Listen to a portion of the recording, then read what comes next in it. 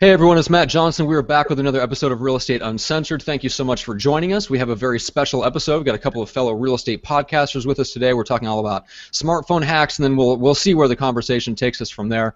But I just want to thank you for joining us, and while we wait for people to join us live, just want to remind you to subscribe on YouTube and then iTunes and Stitcher if you want the audio version nestled right here between your ears where we so belong. Nestled. Isn't that right, Greg, the junior grandmaster himself? Where do we belong, Greg? Nestled so deep in your ears. Yeah. So deep. Yes. It wasn't creepy at all, was it? I came out. I tried to turn down the creepometer, but I don't think I successfully pulled that one off. Successful, yeah. Mission to control. That was a complete fail. Good abort. Fuck him. He's weird. All right. So, hey guys, what's happening? Okay, I survived. That's all I gotta say. I fucking survived. Yes, I'm talking about beta breakers. Holy cow, dude. There is so much nudity that shouldn't be naked on beta breakers. You go in there like, all right, naked people, cool. Naked. Oh my God, it's a beluga. What the fuck? It washed up and it's walking. Oh, the horrors in life. Oh, but it was one of those things that I walked away and had so much fun. Got to meet up with a bunch of friends. Did some live Facebook cast from that. So if you guys didn't see it, go take a look. It is just Crazy Town, USA, and I plan on going back next year. I'm running for mayor, so that's my big announcement for the show today, Matt. All right, you're gonna go back with blinders on? Yes, I am. I am gonna go back with blinders on. Dress as a horse from the 19th century, just so it looks authentic. As weird as that sounds, dude, there's actually another festival that I will never attend that takes place in San Francisco, where everybody gets dressed up in leathers, and yes, there are people dressed up as horses with blinders on. All right, I'm not going to ask about that. Don't move forward. Past that one. Past that exit. Okay. Well, let's bring in our special guest, the Wright Brothers, Casey and Corey Wright. Guys, what's up today? Hey, not much. How you doing? Very good. Thank you so much for joining us from sunny San Diego. Yeah, sunny San Diego. I actually did go to Beta Breakers about 4 or 5 years ago. It was an awesome experience. So, and you're right, a lot of nudity. They've unfortunately, I think, settled down. I think there used to be a lot more drinking in the streets and floats and kegs, and kind of put the kibosh on that. So I stopped going. But well, no, they put the kibosh on flagrant drinking. Okay. if you can't. Is there any other kind? You have to be like a secret agent. You're like 007 of alcohol. You have to like smuggle it in through secret compartments. Like this looks like a phone, but it's really a flask. That kind of shit. That's our only smartphone hack. It's just get the flask. That was it. End the show. 5 minutes in and out. We got it. Yeah, buy a flask that looks like an iPhone. Yes, or a mouse that's actually never mind. So it's a lot of fun. It's an experience. I mean, everyone should go try it out. I mean, a lot of people that poo-poo it, but just go with an open mind, have some fun. Have a couple of stealthy drinks and call it a day, and then go home and pass out and eat pizza and to call it an early day because damn, you're tired.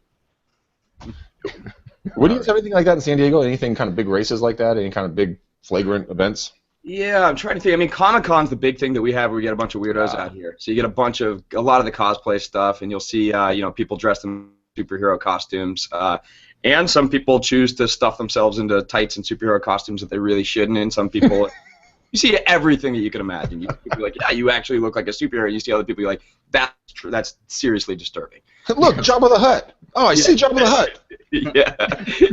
But it's always a good time, yeah. Matt, it's one of your kids. Dress up as Jabba the Hutt. Yeah, one of my kids. That's right. One of my 3 obese diabetic babies I apparently have. Thanks yes. to Greg. Congrats. Yeah. All right, guys. So for our audience that may not know you, give us the 60-second version of who you guys are and what you do. Yeah, sure. So we met at this leather festival up in San Francisco. No, we're brothers. We're brothers, sons of brokers. Both our parents are real estate agents. We grew up in Mission Viejo, kind of grew up in the business, and we knew that we wanted to work together. We also knew, watching our parents be real estate agents, that we sure as shit didn't want to be real estate agents. We knew it was hard. We knew you had to give up your weekends, your nights. Stuff like that. We're like, no, we're not going to do that. But we wanted to leverage. Greg didn't learn that lesson. Yeah, exactly. We wanted to leverage all of our parents' contacts and relationships, and so we decided to do something that basically serviced the real estate industry. We started doing a lot of real estate marketing, high-end digital marketing for real estate agents. We really found our niche more in the licensing and recruiting side. So we help new agents get into the business, get them licensed, make sure they pass the state exam, and then connect them with top brokerages in their area, and that's really kind of become our bread and butter. Very cool. That's awesome. Yeah, I've been doing this for almost 16, almost 17 years. I don't know too many people that actually do that. I mean, do you guys have a kind of a specialty niche? Is there a growing industry focusing around this? I mean, help me understand this more. Yeah, well, the industry doesn't really need more real estate agents. So no, it does not. A lot of us. No, I was kidding. Yeah, it is kind of an interesting niche. You know, we found it. Like I said, we started on the marketing side. And we would go in, and Corey and I, when we first started, we didn't know what the hell we were doing. We had terrible products, so we really had to go out to get in front of our clients and develop relationships. All of the first 5 years, anybody who gave us a check was because they liked us, not what we were selling them. And so we got very good about building relationships. And one of the ways we would do this, we go out to office presentations, and we would kind of start with education, explain what we're doing, explain our service. Well, after one of these office presentations, one of the team leaders at Keller Williams pulled us aside and said, I love this content marketing that you're doing for my agents. I need you to do it for me to help me recruit. I'm trying to recruit 50 people to my office this year, and I need to have some sort of content marketing system to do that. Can you help us design it? And so we started to. We went back to kind of the drawing board, and what we came back with was something that was a little different than a content marketing, but it was basically a lead-generating website, and then we'd start posting ads on job boards, the whole nine. And it's evolved over the last several years, but we really started to find a niche. One office, he started telling everyone else. He started hitting all of his recruiting goals and kind of shared that with other people, and before you knew it, we were working with 400 offices throughout Keller Williams. Now we've expanded to work with other brokerages as well. Wow. And so it's just kind of, it's been one of those things that we've just followed it where it's led. Congratulations, gentlemen. You've just been hired by the McDaniel-Callahan team to grow our team. Thank you for the interview process. No, you think I'm kidding. We'll do it. There you go. That's awesome. Pro bono, right? Because of the yeah. No, I think that's really, really, really pretty cool. I mean, because a lot of people that are leading a team don't have the time to go out and look for talent, and maybe they're a high D, and what their team needs is an S or a C, on the DISC profiles to do different types of jobs or to work with different types of people, and they're just like, fuck that person, dude. That person's so slow, molasses is faster than them. Yeah. But as a high D and a high I, which I'm assuming probably all of us are in this call today, we just don't. I don't have that trait. I mean, I did a call the other day with another gentleman out of where's he out of, Matt? Like Washington or Oregon? And he's like, dude, Greg, I'm growing my team. This is what you do. Dude, I put one ad out, and I already got one person that wants to come over and visit with me. So imagine if I hired you guys to vet these potential people, get them on board. I'm assuming that's what you're doing, and maybe I'm speaking way out of turn, and then you help grow my team. Is that right? Yeah, we do it all, and we really put the systems in place. And just like once you build a system once and perfect it and understand that the marketing and the how to generate lead capture, the traffic and conversion side of it, that's what we specialize in, and we happen to layer that on top of recruiting. But really, we're a marketing company. We're a traffic and conversion company. We know how to go find people, vet them, convert them, curate them, and then hopefully lead them to actually purchasing decisions or whatever that may be, which in this case tends to be joining a brokerage or a team. That's incredibly valuable for anybody. I mean, would you guys use it for just big teams, or is it like a husband and wife that wants to find a buyer's agent? Is that kind of your bread and butter, or how do you guys generally what we're looking for is long-term engagement. So somebody who's going to have a sustained recruiting effort. Usually we're working with brokerages that are looking to recruit over and over and over again, because here's what's going to happen when you start working with us. I'm going to put 40 leads in your inbox every single week or every single month, and if you're not willing to follow up with them, you don't have systems to do all of that, then it'll become more of an annoyance than something you actually want to deal with. So stop doing your job. It's just a reminder of them not doing their job and following up. Yeah. But if you're looking for one buyer's agent, it might be a little bit overkill. It's kind of like drinking out of a fire hydrant. So we really try and make sure that we have partners that are positioned for long-term growth, and we say, hey, is it going to be a problem if I put 50 agents in your brokerage this year? Because that's what we're looking to do. No, I accept. Because I know that if we can have 20, 30, 50, 100 agents on my team, No, you do not accept, right? Because what will end up happening is I'll have to train all your goddamn agents. And Matt, you do that lovingly and willingly because of the kind-hearted human being you are. Yeah, that's right. No. That's how I built my reputation, on being kind-hearted and nice. No, but I'm really serious. I mean, I do want to talk with you guys off air about this because I do want to grow my teams pretty significantly. Sure. Yeah. All right, guys. So what do you say we do a quick question here off one of the Facebook groups that we're all a part of, and then we'll give some shout-outs and get into the smartphone hacks. So this one caught my eye. This is on the lead gen description objections forum. It's Ann Mendez asked, what advice do you have for someone who's quitting their full-time job and going full-time as a realtor? So we'll start with We'll start with Greg, and then I'm curious what you guys would say, given kind of coming from your angle, where you're basically taking these people and hooking them up with brokerages. So. My question would be, don't stop, get the lobotomy, forget about really being a real estate agent, and run like hell back to your 9 to 5. Only if you're not willing to work your ass off. I mean, this is not an easy business. As Casey and Corey were talking about, they saw the trials and tribulations that their parents went through. I've seen what my father has gone through. I see what agents do on a daily basis. There's an agent in my office, she's pushing like 80.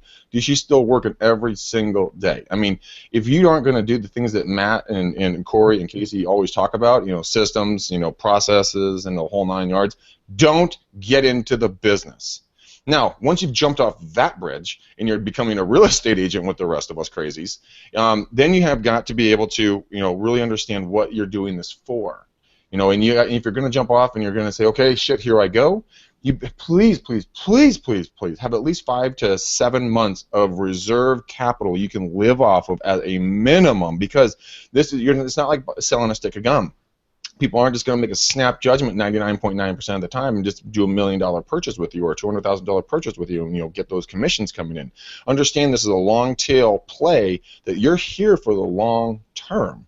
87% of all real estate agents fail in 3 years because of the lack of effort, the lack of everything they're going to put into it, because they didn't think it through. That would be my true honest me. I joke around about it a lot, but seriously, think it through.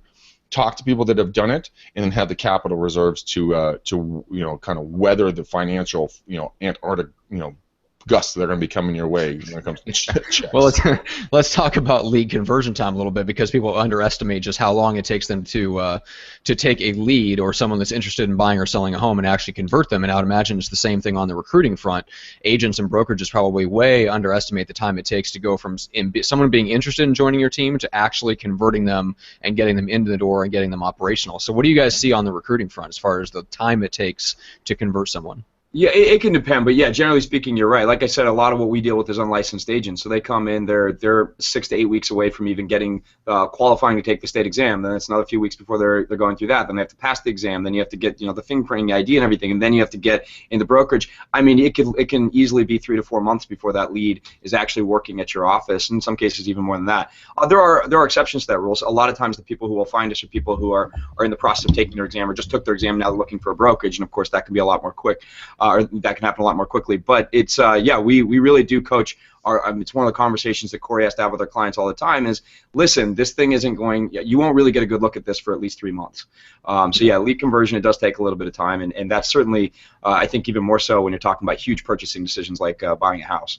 Yeah. And then more specifically to the original question, I know there's something, our dad has actually a decent team of about 18 agents who work for him. He's still in the business, but has transitioned out of the actual sales and now manages a team. And anytime he has somebody who's looking to get into the business and he thinks may be a good fit for his team, the first piece of kind of advice that he gives them is that it's going to be harder than you think, it's going to be longer than you think, and it will be much more rewarding than you ever expected. And so the first side of that, which you talked about, Greg, which is the fact that it's going to be hard, it's going to take a while, it's going to it's going to be difficult. If you don't have reserves and if you don't have that, then it may not be the right career choice. The other side of that is that it can also be really, really rewarding if you're willing to put in the time, if you have the right amount of reserves, and if you've got the systems or the time to be able to put that through. Yeah, and I want to add on to that real quickly. 2 things. First of all, we actually have 2 podcasts that are things that it's like what new agents should do when they first get into the New Agent Starter Kit. New Agent Starter Kit, which will address a lot of kind of the beginning strategy when you do decide to make that switch to go full time.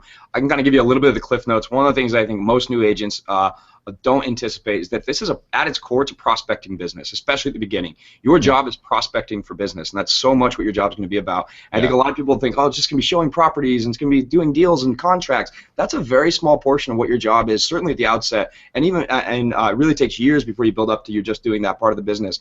And so, my dad, when he has people that come onto the team, he says, you better be able to carve out 10 hours every single week to do some really good prospecting. And I think that's something you have to be prepared for coming into the business. You're going to be doing a lot of prospecting. Yeah, you are going to be doing a lot of prospecting. I talk with a lot of folks, and they're always like, Greg, oh my God, I'm so close to being financially, solvent. And I'm like, okay, well, insolvent. And I said, okay, well, how much runway do you have left until there's a hard stop? And they're like 2 months or 3 months. I'm like, oh shit, you're fucked.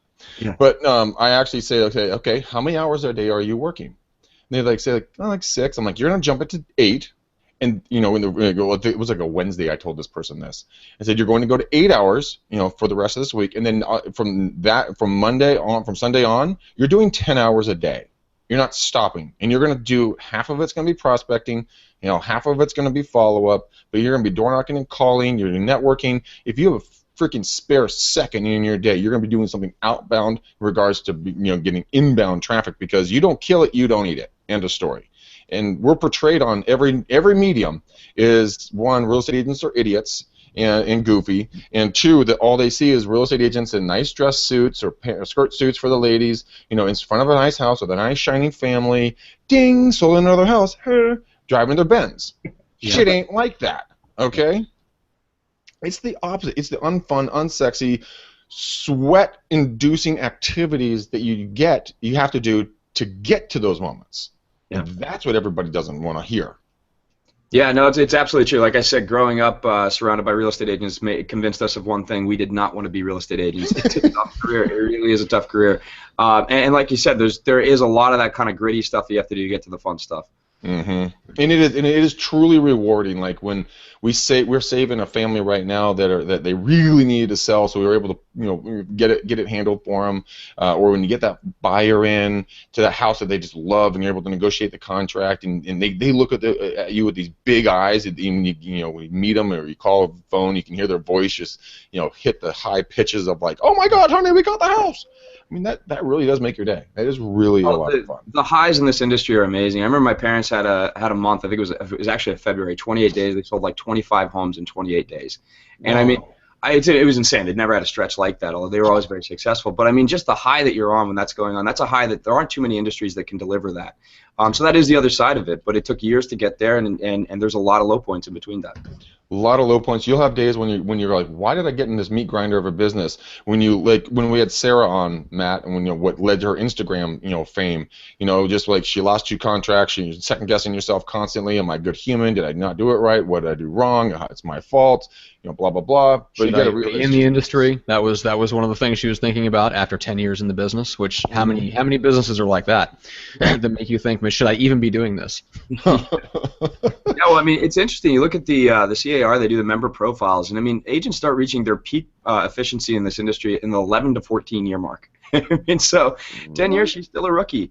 11 to 14 years is when it really starts picking up. But that's when you talk about getting the long haul, preparing for the long haul. It really is. It's a long-term profession, and it does have the cumulative effect. The longer you do it, the more fun it gets. I mean, there's some really sadly, according to that statistic, Greg just passed his peak. It's all downhill from here, Greg. I'm in my prime, asshole. Thank you very much. Could not resist. Okay. Is that why you're telling me I'm going to have saggy eyes, bad skin, just all kinds of horrible things? I'm going to start growing flub and chub. Is that what you're saying? Start? You're going to start? Oh, yeah. Shut up. Just get moving. God.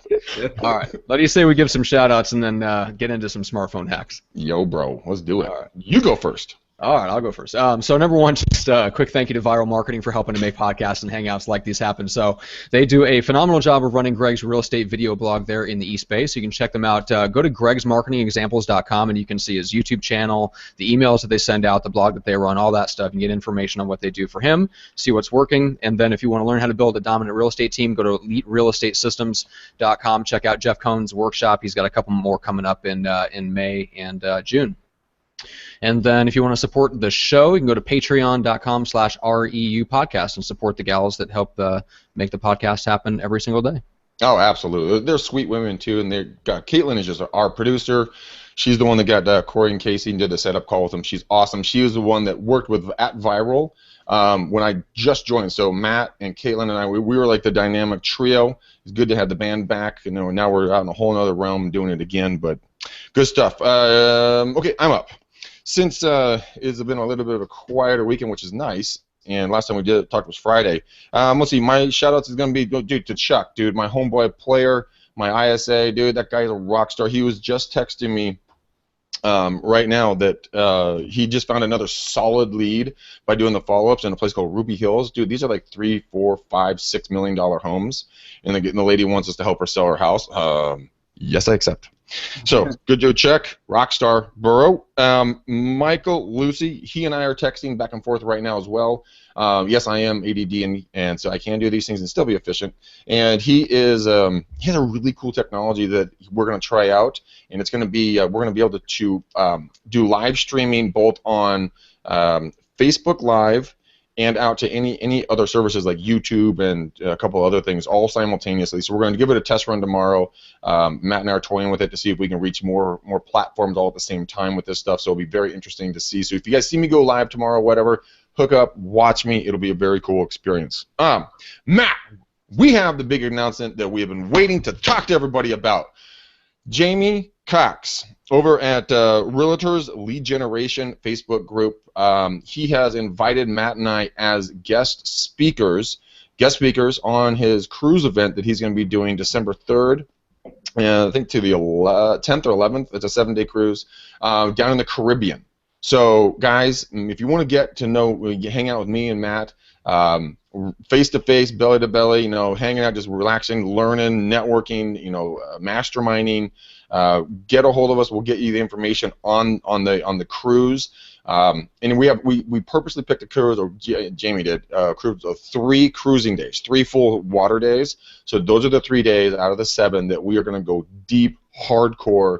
Real estate, everything you want to know, come out of that thing just like a rock star. And Jamie's going to keep announcing more and more speakers. So, guys, get together with us. We'll go have some Mai Tais, go chase some, do some fishing and do some real estate learning. So, big news. We're pretty excited about this. Yeah, and so it's Realtor Lead Generation Group Cruise. Or you can just go join the Realtor Lead Generation Facebook group. So make sure that you're a part of that. That way you catch all of Jamie's updates as that gets closer. So yeah, super exciting. So there it is, guys. That's our big news. All right, guys. So let's get back to you. So you guys did an episode of your own podcast on smartphone hacks. I just wanted to point out that, guys, you can go find their podcast, the Wright Brothers podcast, on iTunes, and you guys are also on YouTube, if I remember right, as well. So you can find your video version of the podcast and find some more in-depth stuff on this. But let's get into smartphone hacks. So what are some of the fun things that you recommend that realtors check out for themselves? Great. So, Corey, we've got a board here too, so you'll see us kind of like looking off screen. We're looking at the board. We've got 6 different. We assumed you just had like a live human teleprompter or something, just holding up like cue cards. Yeah. So, Corey, we've got 6 categories. What's your thought? That we kind of go category by category? Is that? Yeah. So I guess I'll kind of tee it up first. Like the reason that we did the episode is because I feel like a lot of times people think of smartphone hacks, immediately start to go to like, what's your favorite app? Which there's a lot of cool apps out there, and that's great, but I think there's a lot of information about that, and I think that there's a lot of things that get missed, like how do we really make our smartphone work for us? How do we efficiently remove clutter? How do we make it so that it's a productivity tool as opposed to just something that is fun to browse Facebook on and find kind of new apps? And so we did. We kind of, through the podcast, we shared some of our favorite things, and then we broke it down to kind of create some notes that we could share with you guys. I think, I don't know exactly what the audience is looking for, but let's just kind of take it from, I think my probably one of the overarching things is going to be the organization of your smartphone, right? So yeah. This is one of those things that a lot of times people, myself included, I would always find myself to where we have this idea that there's a new app and a new app and a new app and a new app and a new thing, and all of a sudden we've got 6 screens of shit, and we don't know where to find the 1 or 2 things that we're actually using are.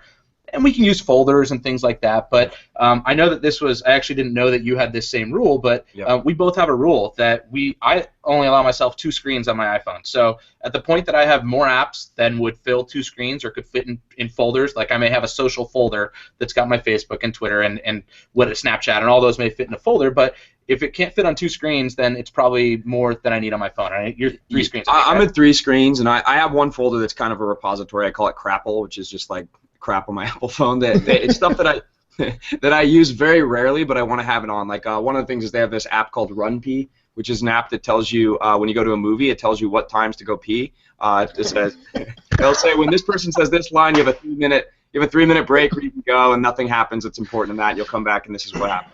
So I only need to use that like 3 times a year. I go and see a movie 3 times a year. The rest of the 362 days out of the year, it's a useless application, but I don't want to have to download it every time I go to a movie. So I keep that in that little repository folder. The rest of my iPhone is all the stuff that I actually want to use on a day-to-day basis. And so I agree with you. You want to make it so it's easy to find the stuff you actually want to use. And then I spend time, I do like actually a forced reorganization of my phone every month to 2 months where I'll go through and I'll reorganize the apps, because the utility of apps changes over time. There's sometimes where I'm using this app more than anything else, and then there's times where that app is just not as important as it used to be, and it should be probably moving on to the third screen as opposed to maybe the second or first screen. So doing that forced reorganization, I think, don't just accept that you download an app, it has to go into the last slot. That if you download an app, you keep it there.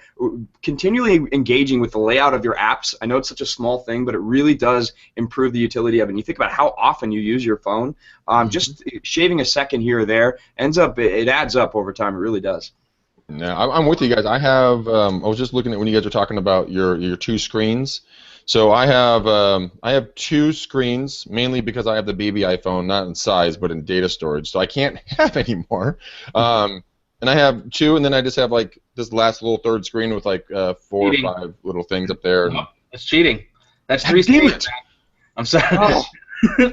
I have a 3-screen rule, so you're fine. You're in compliance. Thank you, Casey, for I have a 1.5 screen rule apparently. It's crazy though. Sometimes when I do look at somebody's phone and they're swiping, like our parents are this way. Yeah. I'll look at them and they're swiping 3 and 4 screens over, and I'm just trying to think, like, at what point have you not figured out how many apps you're swiping past every day that you're never using? It's like app hoarding. Right. Like, it could be a new show, Hoarders for apps.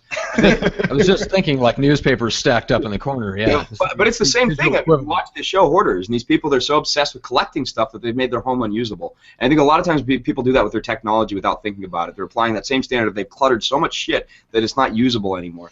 So another thing with organization that I find really useful is just the organization of notifications as well. A lot of times we sign up for apps, we allow push notifications, and all of a sudden we're getting either badge icons or push notifications constantly throughout the day that are things that we don't want, and they're just kind of there. It's like spam email, to where we get every morning we wake up and there's 6 or 7 or 10 or 12 emails from PetSmart and shit like that I don't need a PetSmart email, but I never take the time to unsubscribe to do it. And so, I take the time with my notifications to unsubscribe from all those kind of spam notifications that I'm getting, so that I know that when something comes through, it's maybe a text message, maybe a new client or a new order through like our ordering system. So things that are very specific and useful for me, and everything else, and even badge notifications. I don't, when I see somebody's phone that has just red circles all over the place, it becomes completely unusable. So make sure that the notifications are things that you actually want to be notified about, so that you can use them. I have a really good rule on this, at least that works well for me in terms of the badge notifications. The badge notifications, the only thing that I'll allow to be a notification is something that I can't go to bed until I remove all those badge notifications. So they're to-do items that I have to get done that day,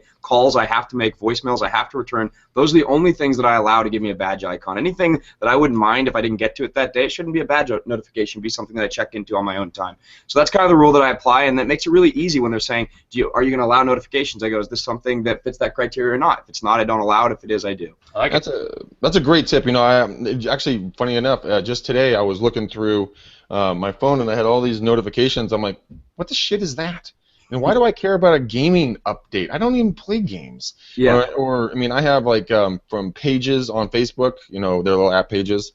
I have that up, or like Twitter. I don't tweet very much, but that kind of stuff I have. But you're right. I find myself deleting or removing or stopping because, like you said, the little things that add up. So you'll say you take 30 seconds, to check it, but you check it 20 or 30 times a day. It's a lot of time. You just potentially lost the ability to talk to a client because your dumbass was checking some sort of feed that was coming through that was utterly useless. Notifications are just no longer working for you when only 1 out of every 4 is actually useful. They're not working for you. Notifications are meant to be notifying you of something that's important. And so if you're getting more than 20 or 30 notifications a day, you're not paying attention to any of them, and they're no longer working for you. Well, and it's interruptive, basically. They're interrupting you. So you have to ask yourself, is this the type of thing that's important enough that I want to be interrupted when it happens? I probably don't want to be interrupted when there's a Facebook message. That's something I can get to later. I do want to be interrupted when a text message comes through because those are my friends and family. So that's something that I can, you can think about that stuff. And again, everyone can kind of form their own criteria, but ask yourself, is this something you really want to be interrupted on a regular basis? Yeah. What do you think about this? Do you guys know, you check in with like digitalmarketer.com? Yeah. Oh, yeah. Yeah. Do you see like one of their big pushes is the push notifications? I hadn't seen that. No. Oh yeah. It's like it's one of their latest things. So when you go to the website, you can actually sign up if you want to be notified like on your desktop or on your mobile phone when they publish a new post. Mm-hmm. Like God help us all.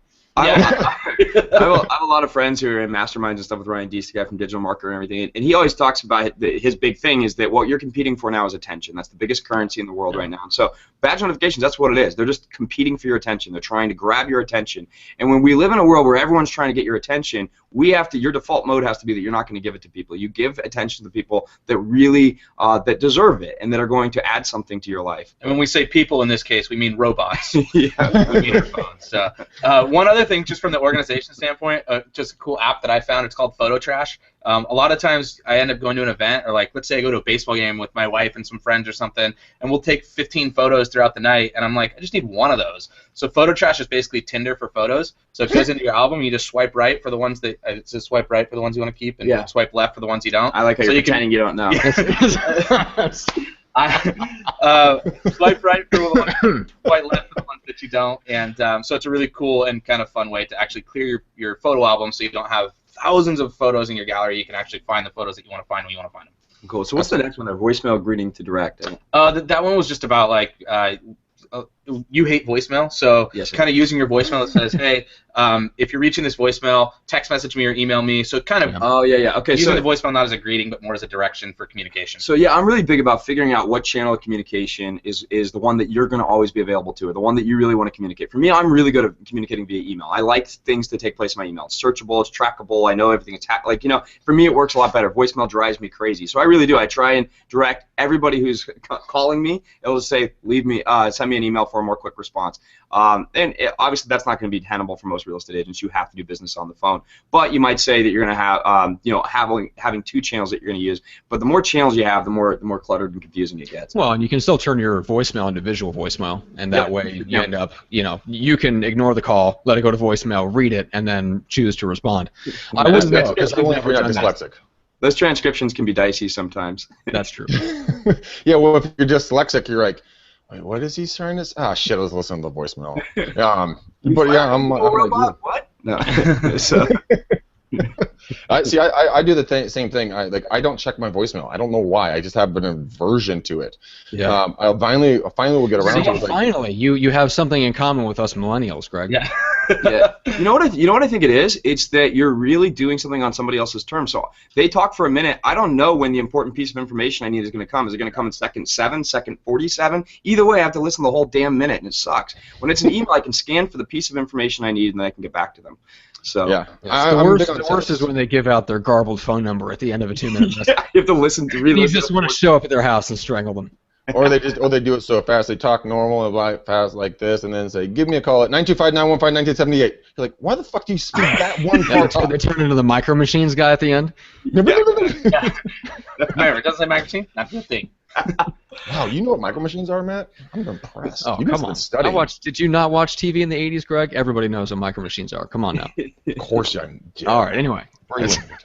So moving on. So what's the next category? Yeah, let's get on to the on-demand stuff. This is the stuff that I'm most passionate about. Sure. This is the part of, at least for me, this is how cell phones have changed my life, is that I basically don't have to talk to people or interact with anyone. I can just do anything. Or do anything. Hey, Matt, you found a brother from another mother again. You don't get to talk to people. This is fantastic. You have this 2 for 2, buddy. It's funny. No, it's like from the same mind.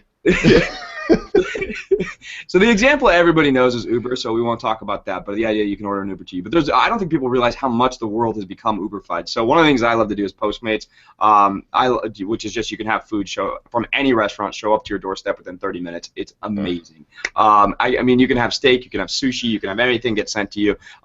You track the little driver coming to you. It's just so cool. I've had events catered. They do retail. There's all sorts of stuff. TaskRabbit is another one where you can basically order a person to do anything from help you move a couch to fix your car to just about anything. It's really cool. I've had people go and help me do party preparation. Hey, I need you to pick up balloons over there. I need you to do this, and it's always been affordable, friendly, very easy to use.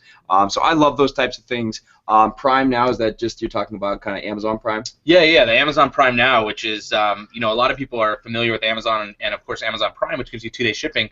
There's Prime Now that you can literally have something delivered within the hour. Now you have to be close enough to a fulfillment center. My house is. I'll give you an example. I know that we were coming one Sunday night. I needed to stop at Office Depot to get like those white poster boards. We were having our quarterly meeting. at 8 a.m. the next morning. So I wasn't going to be able. Home Depot wouldn't have been, or Office Depot wouldn't have been open in the morning. Well, I was too late. I didn't realize they closed at 5. So I went on Prime Now, and I was actually coming from Big Bear home. I was coming back from a vacation, and I just Prime Now'd it. By the time I got home, I had the poster board sitting on my doorstep ready for the meeting tomorrow, or for the next day. It was incredible, and we start to think that way now. Like, if I want something, there's not 2-day shipping. You can pretty much have anything delivered to your house. Is kind of the takeaway from this. A good example. 2 weekends ago, me and my girlfriend were just kind of having one of those days we wanted to be lazy. We Postmated food, and then we used the app Soothe to order 2 masseuses. We had a couples massage in my living room while watching Game of Thrones and eating sushi. It was awesome. Brought to you by the iPhone. You know, that's the type of awesome. lifestyle you can have now with an iPhone. It's pretty amazing. And there's literally hundreds of different on-demand apps that are out there. I mean, Postmates isn't the only one for food. You've got DoorDash and Bento and a whole bunch of other things. But pretty much anything that you can think of that you want on demand, whether it's massages or any of that stuff, or just kind of a personal assistant, they're all out there. You can get a maid to show up. You can have somebody do your nails, do your hair, anything you can. Wash your car, bring you gas. Purple. Yep. The app. Purple. Bring you gas. Oh, Purple's a great one. If you guys haven't heard of this, Purple is an app where you basically, anytime you're parked at a location for at least an hour, you'll enter your location. You tell how many gallons of gas you want. And they'll come and they'll fill up your car while you're there. So you can go to lunch. They fill up your car with gas. You come out. It literally costs less than it does the gas station. I don't know how they're doing it. I guess because they don't. Wait, what's that called? It's called Purple. Purple. It's amazing. It's not available everywhere, but it is available in most of San Diego. And it's anytime I go to a restaurant for more than an hour, I'm at a movie or something. I get my gas filled. I rarely have to go to a gas station anymore. I was just talking about this with my team manager. Filling up gas is the most annoying freaking activity because it's always the most inconvenient time. Yeah. Dude, until you filled up when it's 7 degrees below zero outside, Greg, I don't want to hear about how inconvenient it is for you to pump gas in the Bay Area. Matt, look, when it's 70 degrees, I'm wearing a down coat, pal. I suffer too. I got out of the car one time to put gas in my car in Wyoming, and I got out and I could feel the hairs on the inside of your nose. They just immediately freeze up. So if I could never have to go to a gas station again in my lifetime, that'd be a good life. Yeah. I will tell you a funny thing. I do know cold, smart ass. I lived in Wisconsin, and listen to the story. I lived in Wisconsin, Madison, Wisconsin. It was our first winter there. Moved from Boulder, Colorado. My mom goes out. Back then, they had the metal handles on doors, right? On car doors. She went, put her bare hand on the metal door, instantly froze to the car door. She was screaming, like a banshee. My dad had to go with hot water and defrost her off of the vehicle. Wow, you got me on that one. I've never done that. That's pretty awesome. Zing! I win. All right, guys. So what's so that's the category of on-demand apps. Improve your life and have things delivered to you. Well, I want to ask one question. What have you guys found for real estate? I mean, have you found anything kind of on-demand apps for real estate? Like, I don't know, anything that you can? I mean, on-demand showings, on-demand whatever? I don't know of anything specific that's going to come to my mind right now. I know every time we go to the MA conferences and stuff, there's 3 or 4 people that are trying to do it. I don't know that any one of them caught traction. The idea's out there and someone's going to figure it out, but no, I haven't seen the Uber of real estate. Yeah, and I mean every MA conference or every the 10 things that are going to change the real estate industry. There's 3 of them that are on there almost every single time. None of them have caught yet. At some point it will happen. Someone will get the mixture right. And you guys know, going to some of the MA conferences, I'm sure you see it. The funding, the intelligence of these kind of disruptive startups, it's getting better and better and better. It's only a matter of time before one of them hits, but I haven't seen it yet. Yeah, we're talking to who was that? Todd. That was talking about them going after funding for homing in, and how unreceptive, at least until now, the standard tech community was to fund things in real estate. Well, yeah, homing in is just now kind of starting to loosen the purse strings a little bit. Yeah, Homing In is a really cool app, guys. It's just starting up in here. So it's a blue app called Homing In, and I have it. So it's like, this is a test subject property thing, but it's like a homeowner can be like, to hell with Zillow. I want to know the real value of my home, and they can go to Homing In and they can enter their information. And then for me, like in this area, I would get an alert, and then I would be like, oh, Mr. and Mrs. Seller, yes, let me get it back to you on your value. And, so that's coming, but. Yeah, you're right. Nothing really is caught in yet, but I think Homing In will. I'm really excited to see how this is going. I think there's a really interesting thing where the tech community mistrusts real estate agents mistrust the tech community. And I think both of those mistrusts are well supported by the facts and just the history of those 2 communities. But they're going to have to get over it, because at some point either they're going to destroy each other or they're going to learn how to work together. And I hope it's the latter. Sounds like a marriage. Yeah, exactly. Work together or you're done. Yeah. So 2 questions really quick. First of all, what's the time? Like, how much time do we have? When do you guys want to get us off or have us shut up? And then I'll let you guys pick the next category. Got about 15 minutes left. Okay, cool. So we've got 4 categories left. I'll let you guys pick. We've got apps, we've got productivity, we've got accessories, and we've got audio. How about can we run through them all? Like let's do productivity first for sure. All right, cool. So productivity, we've got a lot here. I'm going to skip the first one and go back to that later. Cool. This is my favorite productivity tip, which is just keyboard shortcuts. It's something that I think is so underused on the phone. Of course, if you type in OMW, Apple has it preloaded that it's going to come up and say on my way. I have probably a dozen or more different shortcuts in my phone. A couple things I've found extremely useful. My email address. So if I type in CCC, it comes up, automatically populates my email address. I don't have to worry about mistyping it. I don't have to worry about typing it ever again. So doing that, I've got my address plugged in there with directions. I've got all of my common usernames that I use. So when I log into any apps, just a 4-letter code will get me into my apps. And you can make it things like AAA, which you'd never use for anything else. So anytime you type that. And then for what's that? Except for Matt's Monday night meetings. Yeah. Yeah. That's actually why I make it 3 letters. I used to for my email first. Hey, look, Joe, don't tell anyone about my assholes anonymous meeting. I don't understand this. So, but keyboard shortcuts, email addresses, usernames, directions, common things that you type, and then if there's just any common replies, if you want to have like a quick paragraph that says, "Hey, thanks for the email. I'll get back to you as soon as I can," or something like that, that may have to go into an email or something other than kind of the I declined to call. Plug those things in. They save time and they're really, really useful. So how do you do that? Oh, sorry. So you're going to go into your settings, and then you're going to go to keyboards. So I'm talking on an iPhone. You go to settings, you'll go to keyboards, and then there's going to be like a shortcuts thing. You'll hit shortcuts, and then there's going to be 2 fields. One is going to be like the shortcut, basically like what the 3-letter code or whatever code you want to plug in, and the second one is going to be what you want it to automatically fill for you when you type in that 3-letter code. Okay, so I'm in settings, and then It'll probably be general, right? No, and then there's keyboards right there. General, then keyboards. Sorry, general, then keyboards. Okay, I'm like, I don't see it. I mean, it could be user. And then it'll be text replacement. Will be the yeah, text replacement. They've updated that. Oh, autocorrection, text replacement, keyboards too. Oh, okay, very cool. Like you can see, I'll even show you guys. Just like you can see mine, where I've got like my email addresses plugged in there and stuff, and like directions and usernames. So. It makes it really, really easy, and again, just not having the typos is a big part of that. That's really cool. I know Jeff Cohn uses that when people ask about his workshop. He's got like a standard, like he has to send them like 3 or 4 paragraphs of information. So that's literally the first thing he did. Is he typed it once, created a shortcut for it, and that way he never has to do it again. Yeah, I moved into a new community, and so it wasn't in Google Maps, so I was sending directions to my house. God, yeah. Thousands of times, hundreds of times, delivery drivers, friends, whatever. So that's kind of what got me kicked off on it, and then while I was in there, I was like, well, shit, why don't I'm sick of typing my email address. I'm sick of typing usernames. I'm sick of typing these quick responses. So I just went through and did it, and it makes it fun to type in my email address now. I feel like I'm cheating. It's sweet.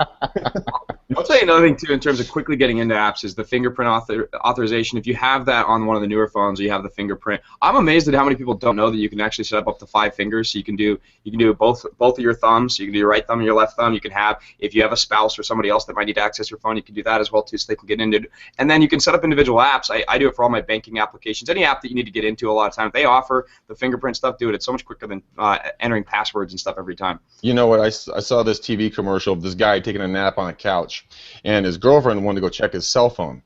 And so they had the fingertip thing, and so she was trying to hit all of his different fingers, and then she got frustrated and walked away. The guy lifted up his bare foot and put his big toe to the thing. Goes, he says, "This guy's smart." Oh, that's great. See, I don't have to use a code on my phone because I use a little thing called not leaving the house. Yeah, that works too. We should have led with that one. Just don't leave the house. Then all this stuff becomes a lot easier. It's all building towards, yeah. Exactly. So, going to kind of the shortcuts too, this is something I just did about a month ago, and I've used it so often now for 3 years having an iPhone. I never use when you decline a call, and they give you those 3 stupid-ass options of like, that I would never say those 3 things. I can't talk now. Yeah, I can't talk now. I would never send that. It's so rude and short and nondescript. So I went and actually you can customize those 3 options. You're still limited to 3, but it said, like, I changed it to be like, in a meeting, what's up? that's something I would actually say quickly. So if I decline a call, I can get a text message out without having to go in and use that. I'm guessing that's in the phone settings. I don't know where I found that. You talk about the next one. So I'll tell you, well, one of the things I'll just kind of say, and this is actually will be good for a lot of what we're talking about here when we talk about kind of going and customizing settings. The search functionality in the iPhone is something that's been layered on that's really good now, and a lot of people haven't paid attention to this, but in terms of you can go into the settings and you can just do search. So let's say your power and you're trying to figure out where's my battery settings, just go into the settings, scroll up and click battery. It'll take you to the right option. You can do this also within your phone if you want to access individual emails, you want to access apps. If you are one of those people who has 7 screens of applications, you're probably better off just flipping to the left and typing in the first letter or 2 of it and finding that app than trying to hunt and peck through all these different folders. So using the search functionality and getting used to doing that. Also, the Siri search functionality is great too. Siri search, a lot of these are, and fingerprint, a lot of these are things that when they were first launched, they sucked, and so everyone just gave up on them, and then they've been optimized over the last year or 2, and they've actually gotten really good. So continue to dig into those. I really, Siri is another one that I'm amazed at how often Siri works really well for me now. It never worked at the beginning, and if I had given up on it, I really would have lost a lot, particularly when you're driving. I'm curious. Was it something where you just kind of kept up on the tech news and kind of went back and revisited it, or were you always just kind of keeping an eye on it and just testing it and seeing if it was getting better? I saw my friends using it really effectively, and I was like, oh shit, I didn't realize. Like, oh yeah, it's gotten really good now. I was like, I gave up on it a year ago. Yeah, dig back in, it's cool. And so that's also like the fingerprint stuff. A lot of these things are just I see people. One of the questions, and I would say this is a really good tip. Keep this conversation going. People love to talk about their favorite smartphone tips. They love to talk about their apps. They love to talk about their ideas. One of the things that Corey and I do almost every dinner, if you're out with us for more than 15 minutes, we'll say, what's on your home screen? We'll say, what are your favorite apps? What are your favorite, how do you talk to me about how you use notifications? We love to hear how people are doing this. Everybody has a good idea. Most of these are just ideas we've cobbled together from other people. Start the conversation. It's a fun conversation. You get great information out of it almost always. That's a great tip. That's a great question for just about anybody. Yeah, for anything, dating, family you haven't seen for a while, whatever. One of the things that I just found out, I'm sure you guys already know about it, but it saves my bacon all the time. I being dyslexic and big old fat fingers and tiny little keys, it's hard to type while driving. Well, they have a little microphone now. I can just record, I think, up to 10 seconds. I know. I just crawling out from underneath a rock. No, I'm laughing that you're saying because I have fat fingers, not because it's unsafe. But texting while driving. It's way more convenient now. Now I don't fuck up all my spellings, but yes, and I can get things done. I can do it's like a little tweet. 10 seconds. 10 seconds, 10 seconds, 10 seconds, and I do the same thing. You can do that same thing for Facebook messages. You press the microphone and big red dot on the press it and do up to a minute of voice recording on that for Facebook messages too. And with that, you can say like, hey, what's up? Period. Oh no. So you guys are talking about different things. So what he's talking about is actually voice recordings, which can be sent as text messages. Mm-hmm. You can also do speech to text, and it'll actually dictate what you're doing. You can also have things read to you. This is one of the things I'll do all the time too. Is I'll just say, read me the email, and it'll read me the email or read me the text message. That's something that's really useful when you're driving too. You hear the ping, you hear the little notification thing. Instead of having to sit through, I just go read message, and it'll read the message to me, and you can reply right there and do it all without ever having to actually access your phone. That's out. And so it's just that's already built into your phone. I can just I get an email. That's what Siri does. So anytime a message comes in, just click the little thing, hold it down until it activates Siri, and say read message. And if you have multiple messages, it'll read them all to you in order. It'll say message from Corey Wright. Blah, blah, blah. Would you like to respond? Yes. What would you like to say? Then it'll read back to you what you're about to say, and then you say yes, and it'll send the message. That's... Drop the mic, folks. We are done. That's right. Hang on. Does Siri know how to pronounce douchebag? She'll learn words. It's kind of amazing. We started to learn my rich vocabulary. It's fun. I would make sure I can properly communicate with Greg. The autocorrect cracks me up. It's like I've never said ducking in my entire life, but every fucking time it autocorrects it to ducking, and I'm like, come on, Siri, this is ridiculous. I know you're trying. Like, let's be adults here. But yeah, the speech stuff is great, and I'll tell you, this is the way the world's going. It's all going to, eventually this is the way we're going to interact with our phones more and more. I really do believe touchscreen is kind of an intermediary technology. More and more, it's going to be talking to our devices and having them talk back to us. So the more you get comfortable with this now, it's not just that it's going to be convenient now, it's also that you're positioning yourself for future technologies and just getting more comfortable with the way the world's going. I'm just worried about when Siri gets an attitude and she starts talking back to you. She's like, "Why are you being such a dick to me?" You're like, "Shut up, bitch." Do you really need that second chicken breast, Greg? Do you really need that? Your thighs are looking big, sir. That's right. I detected that you put on 2.3 pounds since yesterday. You might want to lay off on the bacon. Yeah, that's funny. All right, guys, keep I've going. seen that there was something that popped up. I mean, even on Google Chrome on my Chromebook on desktop, essentially, it popped up and said, "Hey, do you want to use speech to text for email?" So, which is, I need to experiment with that more. But I would love to just be able to sit here with a microphone in front of my computer and not actually have to type, which I'm, like 50 mistake-prone words a minute, and just speak it out. Yeah. Well. Yeah, but there's a free app. I was talking to another guy. I think it was Jason Bates. He's going to be on our show. He was talking about something that's already built into PCs that it's exactly that. It's like Dragon, but it's free and it's 99.9% effective. Do you guys know what I'm talking about? I don't know. I can tell you, we're all Mac stack over here, but they have it on Macs. It's already in there. You can dictate any email. You can dictate any web page. It's that rolled out with like one of the last OS X releases, didn't it? Something like that? It's been in, I think, for at least two OS. Has it? I'm not entirely sure, but yeah. Yeah, the problem for me with like the speech to text is the formatting stuff. Yeah. Like you say exclamation point, and one time it'll interpret it correctly, and the next time it spells out the word exclamation point, as if anybody has ever written out that phrase in the history of mankind. Or ducking, yes. Yeah, or ducking, exactly. No ducking annoying. All right, so let's see if we can get to a couple more. Throw us out some favorite apps real quick in the last few minutes we have left. Yeah, sure. I'll throw you one of my favorite, which is Pocket. Pocket is an application that's been around forever, but it's just a really useful thing. It's a tool that can it will install on all your different devices. So it'll install as a browser plugin. It'll install and then anytime you open an article, you can just pocket it. You hit the little app. It automatically saves it to a directory on your phone. So all the time you come across great articles that you want to read, you just don't have the time to do it then. Pocket them, and then when you have that time to read, you can do it. Now, what's cool about it, though, is that they dictate things to you. So you can also have the kind of robot dictation. So I'm a big fan. It's really hard for me to sit down and read an 8-page article just to find that time to do that. But I can have it read to me while I'm walking my dog or while I'm at the gym, and so it's really useful. Pocket is just a way that you can turn any sort of written content into an audio piece that you can listen to on your phone. So that's a huge app for me. I love it. Yeah, go ahead. Can you take the news app that's on iPhones? It just says news. You can go custom curate the information, so you can go click on that, pocket it, right? Yep. And then it goes in, and then 100%. Exactly right. So awesome. And I have all sorts of, articles like, that would be really kind of meaty and that you wouldn't want to have to sit down and read, but you can have them read to you. It's great. The other thing that's a step in this direction, this shit came out. We're big fans of Audible, which is where you can listen to online books.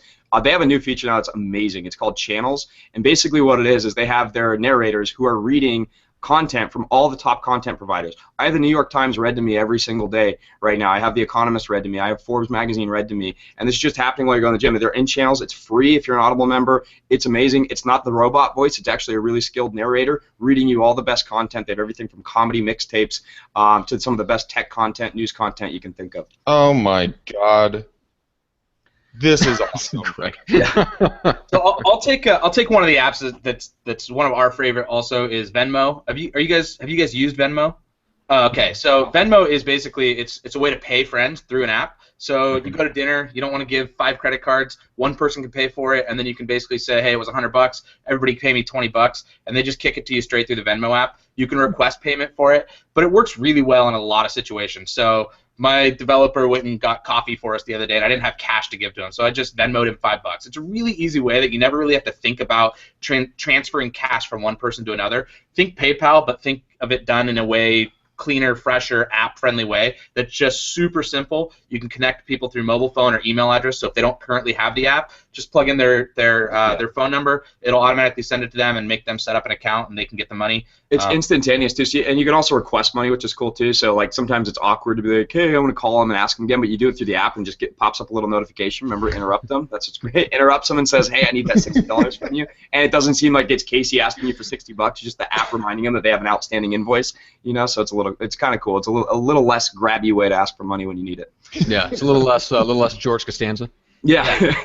Yeah, also a fun thing that I like to do after I go out with a bunch of people and we all get drunk and nobody really remembers what was happening the night before, the next morning I'll just send random requests for like $20. I'm like, shit, I don't know, probably. They don't want to ask me. And so it's an easy way to make money on Monday. Yeah. That's great. Like, I'll leave that I don't to you, remember Greg. even going out with you the other night. Why do I owe you $20? No, you don't remember? Wild. Oh, that's awesome. All right, guys. So let's remind people how to find you guys and what they can do to help you out or send you some ideal clients. Yeah, we'll just Venmo you guys money, or like Venmo you request for money. So that's pretty much all we wanted. Yeah. You can just text Venmo. Add us on that. No, we've got a podcast that we're on a hiatus from right now, so there's not new episodes being launched, but we've got a library of about 45 episodes that we filmed throughout the last year. You can catch us on YouTube or you can catch us in the iTunes stores. It's the Wright Brothers podcast. Subscribe so that when we do get new episodes, you'll be notified. Like you said, you also kind of found us through one of the iPhone hacks. We got through about half our list here, so if you guys wanted to catch kind of the rest of that list and find out about accessories and the audio and some of the other apps and some of the other productivity things that we may have missed today, you can catch it there. But hey, we're just, I mean, our audience of 2, which is just our parents, it will probably double in size through being on this. So we were just pumped to be able to even be reached out to by you guys to connect on your podcast, and honored to be a part of it. So. Dude, you guys made it rain today. No, I mean, Matt and I joke around a lot, but seriously, I mean, the stuff that you've talked about here is going to personally help me. So thank you very much. Like I for a long time have had the idea about having articles read to you, because being dyslexic, I just can't do it. I mean, it's difficult, it's painful, it's not what I want to do. But now I can just listen to it all the time. That's awesome. So glad Audible went out and did that. That's amazing. Can you customize? I'm just waiting for the magic paper. I want the translucent, changeable paper, like a a Kindle White, but it's an actual piece of paper that just changes. Like when that comes out, that'll be my magic. They have prototypes. Yeah, I saw one at CES a couple years ago. It was pretty primitive. I want to close with one final tip too. Is I want to say, like, whatever information, this is the state of the art, at least to the best of our understanding right now. It'll be different 6 months from now. There's going to be new stuff. I think the best tip you could get from this is continually be learning about new things. Apple actually has an app called Tips that comes pre-installed on your iPhone. You just if you make a note to go check that maybe once a month and go see, they'll scroll you through 15 tips. You'll find 2 or 3 things. I still find things there all the time. Maybe have a reminder to once every 3 months to just go search for 10 best new apps. Search the App Store. And again, like I said, having the conversation on a regular basis. The idea here is not that you've got all the best tips now and you never need to think about it. It's that this stuff's always changing. You want to continually be engaging with it. God, these smartphones are smart. That's what I gotta say. Sure are. Shit. I mean, Pretty soon, Greg, you won't have to think at all. This would be awesome. I can just turn this brain off and just go do something fun. Float away. All right, guys. Well, we just want to thank you real quick. Make sure to subscribe on YouTube if you like the audio version. Head on over to iTunes and Stitcher and subscribe there. And then, Greg, quickly, the McDaniel Challenge.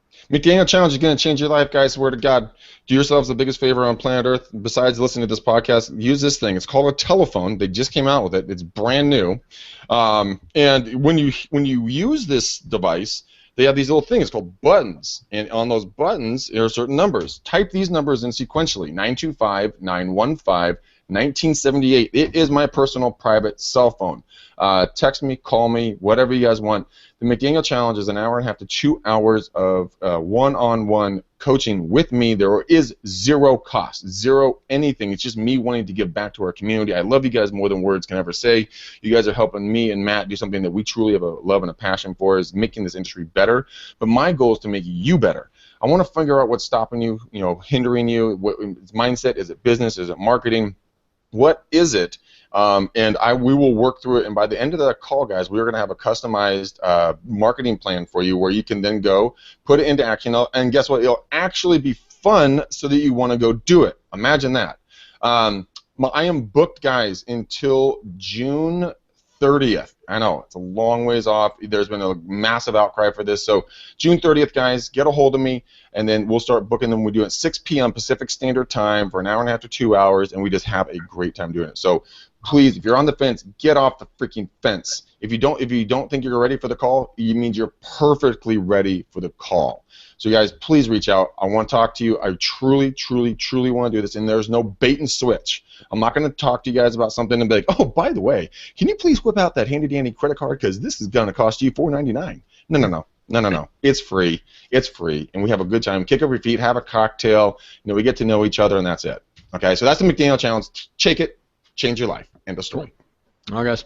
Well, by the time you are seeing this, you probably noticed that the interview with Joshua Smith should have hit in the news, and then we've got Andy Green coming up later this week. Me and Greg are back on Wednesday with just a solo episode, so God knows what we're going to talk about then. But it'll awesome. be fun. So anyway, until then, we will see you guys. Thank you so much, everybody. We'll see you on the next one.